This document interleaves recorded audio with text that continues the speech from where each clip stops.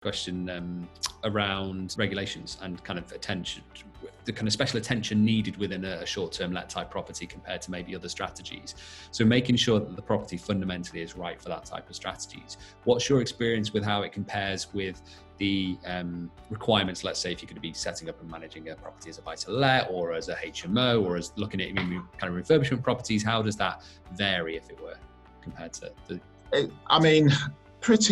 Pretty much the same. With a regulation-wise, obviously HMOs now are highly regulated, and it seems to be something that's, carrying on, how many bedrooms it's got, etc., what you need in place. And we'll touch a bit on where we see these against HMOs later. But from a regulation side, not very much is different to a normal AST. Okay. You'll have a little bit of insurance, but ultimately it's just everything falls with the management company that you've got and their responsibility.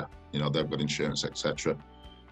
The clients that come in, whether it's from age of company or whether it's someone staying, all the checks are still done, all deposits are paid, so you're fully protected that way as well.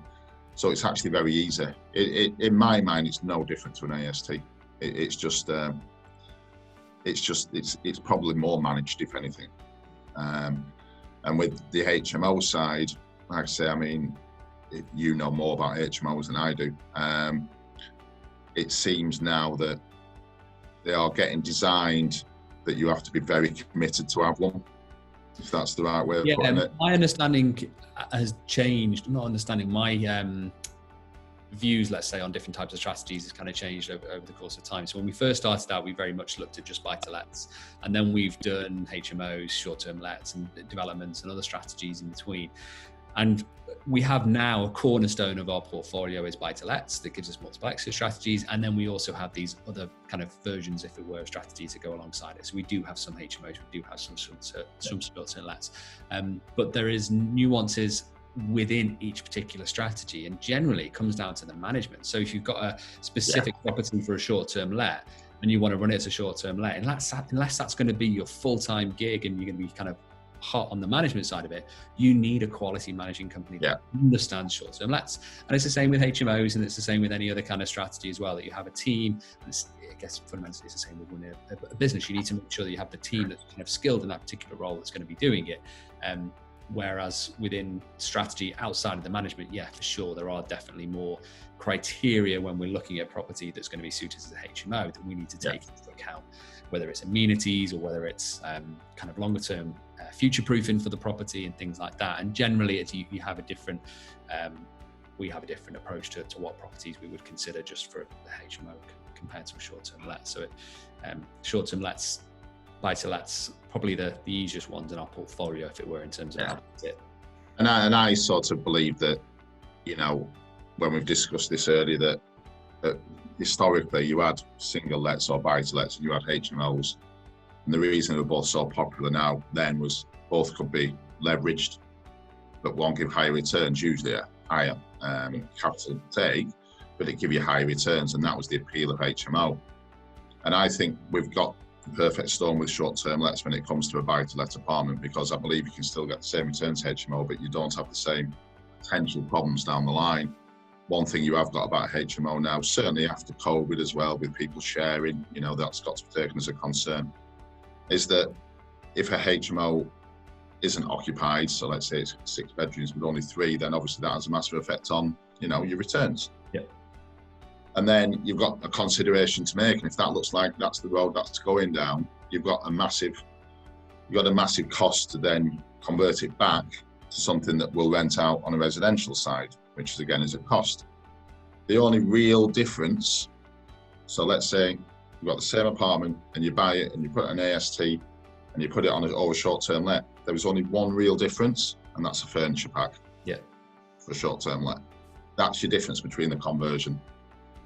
So on a 2-bed, £5,000, and you'll get that back if you decide to rent it out as a furnished apartment. So there's no conversion cost going back if you need to rent it out as an AST. That's our experience as well with short-term lets. It gives you more choice fundamentally to move in between the two strategies of, say, to be flexible. Where if you're doing a development, it's very much you're in it for the long haul to do that development. If you do refurbs, flips, for example, if you're doing a HMO, you're very much in it kind of to run it as a HMO. Sure, you have the flexibility to move between those two strategies, which I think attracts a lot of investors because of that. And I think, you know, COVID for the short term side, you know, and God forbid we don't get a second wave, but I think now potentially it's probably even an even bigger precedence on private space. You know, it's so again, your option is service accommodation like a rooms or something else, a hotel. I mean, if you ever try to book a hotel for a month as well and have a look at the price, you know, you'll see it, and all you're missing is a buffet breakfast, which you can't do anymore anyway. And a short-term let, they're your options. And I think people are going to change. Normality is going to change, you know, and the thought of stopping a hotel where you've got a massive footfall going through. And we noticed it pre-COVID that the market was growing. You know, people wanting to pay less for more.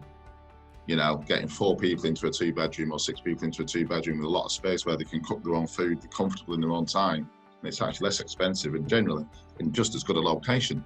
Yeah. And we saw the market growing, and we think that'll be the way forward with it. We think people are going to be looking more on somewhere where they feel safe, secure, where they can choose to have it cleaned or not, where they can choose to have someone coming in and doing anything.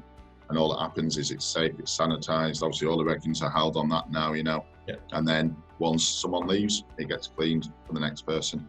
And I think it's going to be really beneficial, because I think we are going to see more and more people going from the hotel side to, you know, the short-term let side. And yeah. We recently sold a development in Colwyn Bay, which is a converted church. Sold incredibly quickly because, again, I think one of the areas I'm really interested in looking at is somewhere like Blackpool, because I think the B&B side, and I don't want to wish ill on anyone, I think they could struggle down the line.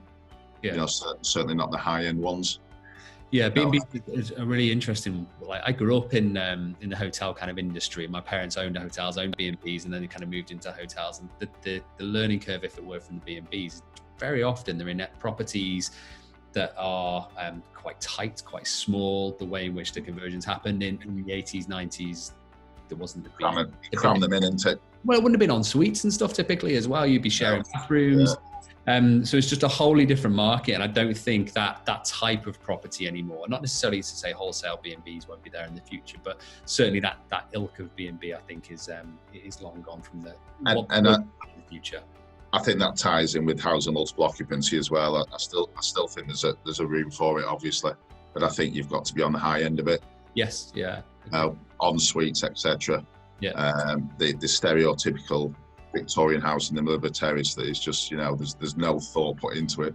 Yeah. Really is going to struggle, I would have thought, you know, and so we just see the future being really bright, and in no way would we have wanted it to be on the back of this, but cleanliness is a big thing now, and safety and security. And like I said, I mean, the weird thing is, from an expensive point of view, and this is why corporates love short-term lets, is because if they've got 2 contractors working somewhere for 3 months, they have to get two bedrooms in a hotel. Yeah. It's a fortune. They've got expenses, they've got cleaning bills, they've got food to eat out. Whereas 2 people who, as long as they get on, obviously, are in a 2-bedroom apartment, 2 bathrooms, it works perfectly well, and it's so financially beneficial to the company that they use them. And as long as, and like anything, it's about familiarity and liking it. And if they like that apartment, they will not change. They won't go anywhere else. And if you can get one, we had a hotel being built in Chester. Well, to fair, you'll know it, the one by Waitrose, across the road. And we got some Italians in, and I would have thought it was around about July last year, something like that. And they were there for a 2-month contract. Well, that was 3 different apartments booked out. They didn't leave till March, when they had to go back to Italy because of COVID. Yeah.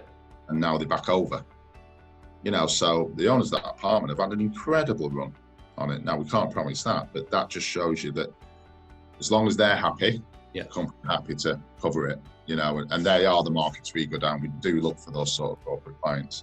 Yeah, because they do fit in between that space perfectly, as in hotel accommodation for 1 or 2 nights isn't the fit.